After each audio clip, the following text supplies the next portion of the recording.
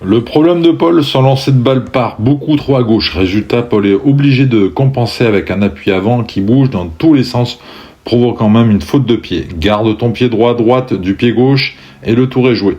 En partant vers l'ouest, son transfert de corps vers l'avant devient totalement bancal. Le fixe, Paul lance plus à droite et stabilise ce pied gauche. Le lancer, c'est 70% de ta réussite au service.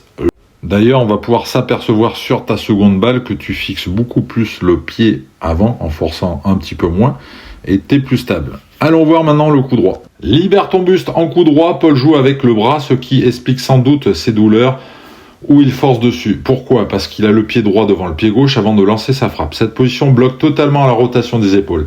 Il se retrouve 2-3 quarts face avant même de frapper. Le conseil, passe en appui en ligne, ça va forcer ton buste à pivoter. Une fois que ton épaule gauche pointera vers le filet, tu sentiras enfin cet effet vissage-dévissage qui donne de la puissance sans forcer sur le coude.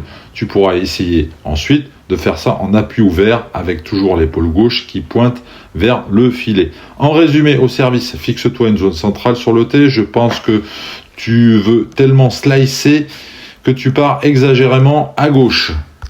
Commence à travailler un lancer de balle à l'aplomb du pied gauche, projette ton corps vers l'avant, à la perpendiculaire par rapport au filet. En coup droit, travaille des appuis en ligne, utilise plus ton buste comme une rampe de lancement, rotation du corps avec un vissage du tronc, puis un dévissage.